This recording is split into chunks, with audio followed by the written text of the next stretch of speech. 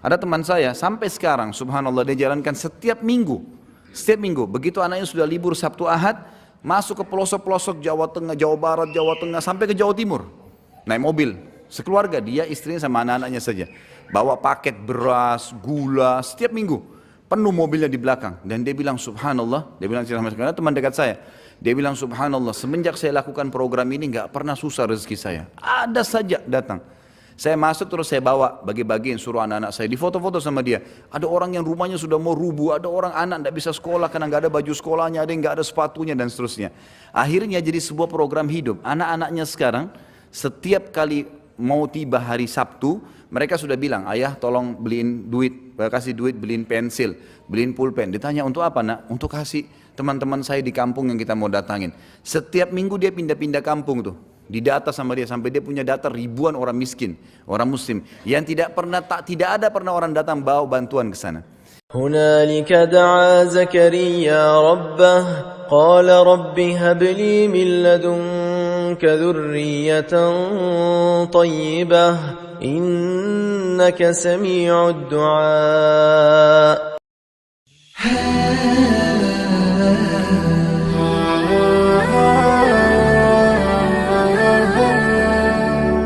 Pada saat lagi waktu kosong, kemana kebanyakan orang? Ke pasar, ke mall, habisin waktu. Berjam-jam habisin waktu di situ. Di mall teman-teman sekalian, di dalam sebuah hadis Bukhari dikatakan syaitan menancapkan bendera perangnya di mall, di pasar. Itu tempatnya. Dan kata Nabi SAW, makin tanda-tanda hari kiamat adalah banyaknya pasar bersebelahan. Banyak. Antum bukan tidak boleh masuk pasar, boleh masuk pasar. Tapi bukan program hidup. Jangan begitu weekend lagi libur, Sabtu Ahad, antum masukkan habisin waktu di sana. Teman-teman sekalian, coba renungi apa yang saya bilangin. Mudah-mudahan kita bisa ambil pelajaran dari situ. Kalau weekend pun kita lagi tidak bisa, kita lagi liburan, Sabtu Ahad misalnya, kita lagi ada waktu lowong, gunakan, coba ubah sekarang pola pikirnya. Hiburan itu bukan mall, hiburan itu bukan pantai, hiburan itu bukan kolam renang. Hiburan itu bukan jalan menghabiskan waktu ke sana sini, buang-buang waktu. Tapi hiburan itu teman-teman sekalian adalah majelis ilmu. Hiburan yang sebenarnya adalah masjid. Hiburan sebenarnya pergi ke rumah anak yatim. Coba begini, teman-teman yang punya anak kecil, coba praktekin deh. Yang selama ini kita tanamkan pada jiwa anak-anak kita kebanyakan adalah habisin waktu pada saat liburan sekolah di mall, di kolam renang. Kadang-kadang bahkan ada di pintu-pintu kolam renang, kita temukan ikhwah yang berjenggot, akhwatnya pakai jilbab besar, ngantar anaknya ke dalam kolam renang. Di dalam satu kolam renang semuanya telanjang. Kalau azabnya Allah turun, kena nggak dia? Dan yang paling masalah adalah bagaimana kita menanamkan pendidikan itu pada anak-anak. Dia akan tertanam di benaknya, oh kalau saya liburan kolam renang, oh kalau saya liburan ke mall. Daripada antum habisin uang 1 juta 2 juta, banyak orang begitu saya temukan, habisin sudah hanya mainin anak-anaknya, mainan putar-putar, ngeng-ngeng ribut. Sebentar naik ayah mau ini, ibu mau ini, gonta-ganti itu, habis percuma. Coba pakai pola ini. Uang yang 1 juta yang antum gunakan untuk habisin waktu tamasya, coba beli beras setengah kilo, bungkusin, bawa anak-anak di mobil, di kendaraan antum lalu bilang, nak, ayah sama ibu mau bawa kamu ke tempat yang paling menyenangkan. Apa itu ayah? Apa itu bu? Mall? Nanti lihat aja sendiri. Bawa ke panti asuhan. Begitu masuk parkir panti asuhan, mereka akan tanya, apa ini? Nanti kamu akan tahu nak, turun, jangan buru-buru. Masuk sampaikan kepada ketua panti asuhan, saya lagi bawa bantuan buat anak-anak yatim di sini dan saya mau didik anak saya supaya membagikan makanan kepada mereka. Tolong dikumpulin semua, kumpulin. Kemudian bilang, nak, tunjuk. Ini anak-anak yatim sekarang. Yatim itu artinya tidak ada ayahnya. Lihat bagaimana ngumpul mereka di satu tempat seperti ini, makanan pun mereka makan rame-rame, mereka tidak bisa minta lebih kalau sudah habis. Orang tuanya nggak ada. Kalian sekarang masih punya ayah, masih punya ibu. Ada pengen makanan tinggal buka kulkas, tinggal minta. Ini lihat orang-orang susah sekarang. Lalu kemudian ini ayah dan ibu sudah siapin bagian-bagian ini, paket, kalian yang bagiin, suruh bagiin. Bagiin ke anak-anak yatim itu, biar mereka bagi ke anak-anak yatim itu. Kemudian suruh anak-anak yatim itu cerita, bagaimana rasanya tidak punya ayah, bagaimana rasanya tidak punya ibu. Dengan bahasa mereka, anak yatim kepada anak-anak kita.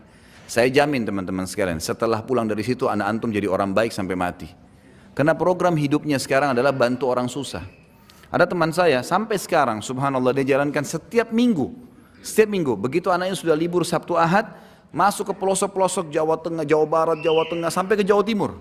Naik mobil, sekeluarga, dia, istrinya sama anak-anaknya saja. Bawa paket beras, gula, setiap minggu. Penuh mobilnya di belakang. Dan dia bilang subhanallah, dia bilang karena teman dekat saya. Dia bilang subhanallah, semenjak saya lakukan program ini nggak pernah susah rezeki saya. Ada saja datang. Saya masuk terus saya bawa, bagi-bagiin, suruh anak-anak saya, di foto-foto sama dia. Ada orang yang rumahnya sudah mau rubuh, ada orang anak tidak bisa sekolah karena nggak ada baju sekolahnya, ada yang nggak ada sepatunya dan seterusnya. Akhirnya jadi sebuah program hidup. Anak-anaknya sekarang setiap kali mau tiba hari Sabtu, mereka sudah bilang, ayah tolong beliin duit, kasih duit beliin pensil, beliin pulpen. Ditanya untuk apa nak? Untuk kasih teman-teman saya di kampung yang kita mau datangin. Setiap minggu dia pindah-pindah kampung tuh.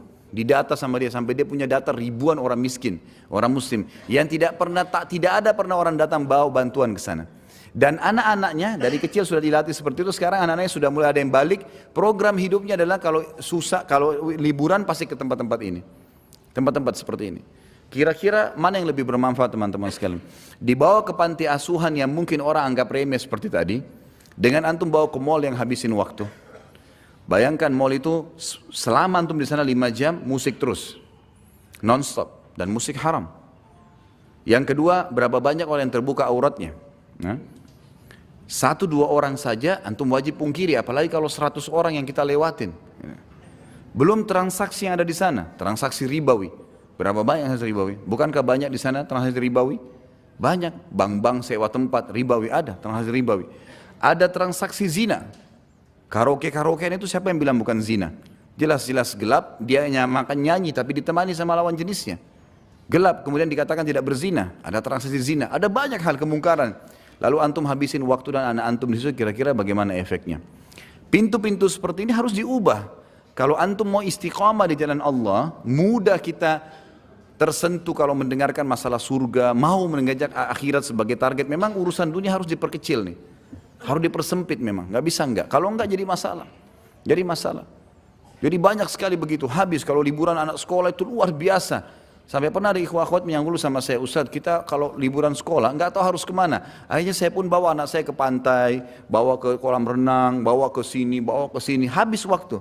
Terus saya kasih pemikiran, kenapa nggak dibawa ke panti asuhan? Kenapa nggak dibawa ke majelis ilmu? Kenapa di benak kita selalu majelis ilmu seperti ini hanya untuk orang tua? Kenapa nggak ditanamkan buat anak-anak? Sebagaimana kita bisa rasakan nyaman ilmu ada, kenapa nggak dibawa anak-anak biar dengar? Misal contoh, kan gitu. Kita ubah sekarang persepsi untuk itu, karena memang kalau mau jadi ahli surga seperti itu teman-teman sekalian. Emang harus betul-betul menyempitkan urusan yang bisa membuat kita lalai dari surga. Bahkan bahaya dekat dengan neraka. Contoh saja program sederhana. Saya kadang-kadang kalau ke masjid saya bawa anak-anak saya. Kadang-kadang anak perempuan saya pun ikut. Pada saat masuk masjid ada celengan, saya kasih duit. Ini nak, masukin ke sana. Mereka kasih, untuk apa abati? Dipanggil saya abati. Abati itu ayah sayang gitu.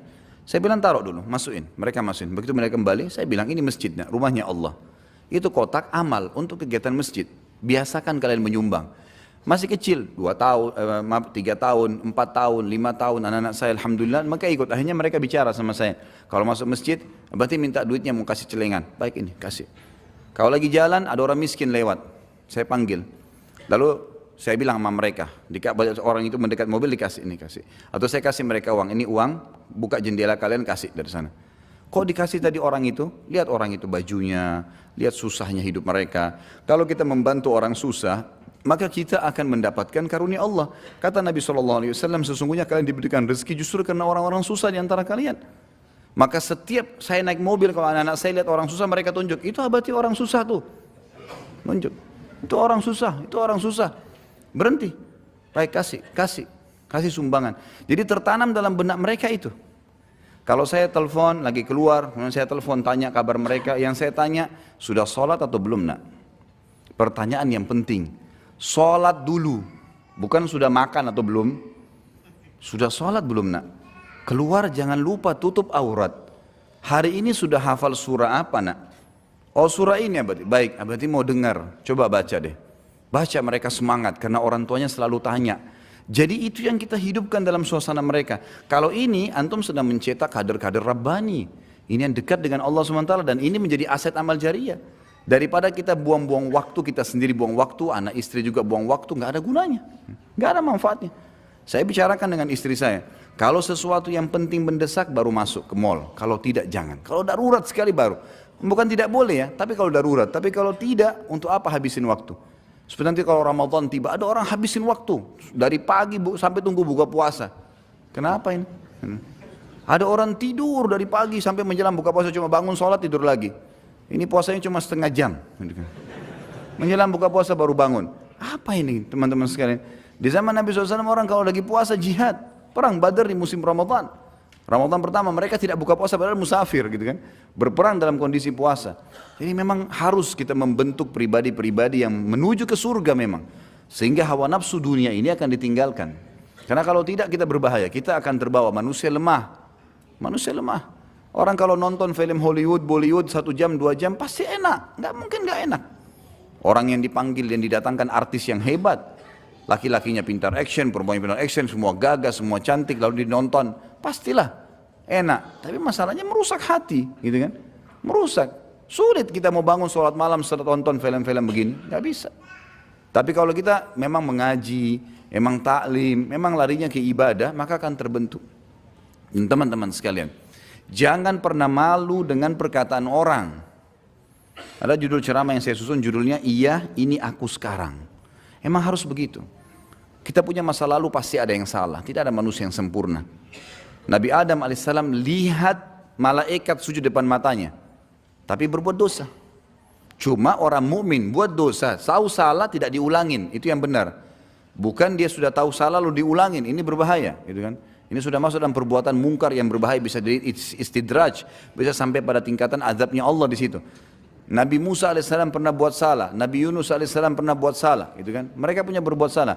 Umar bin Khattab adalah orang yang paling benci Islam sebelum Islam. Kita tidak lihat masa lalunya, yang dilihat masa sekarangnya, gitu kan? Akhirnya setelah dia masuk Islam, dia orang yang paling tegas terhadap orang kafir.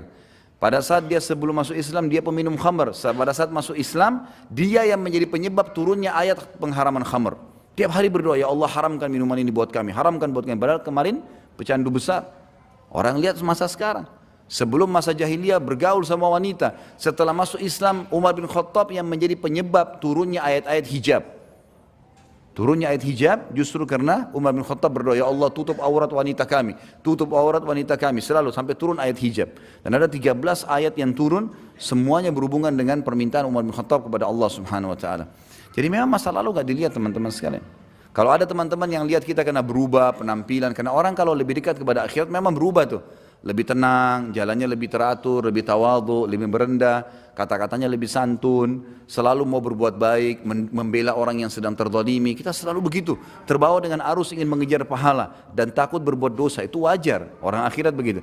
Nanti akan ada olok-olok tuh, kamu alim ya sekarang, kamu begini ya, kamu begitu ya. Jawab, iya ini aku sekarang.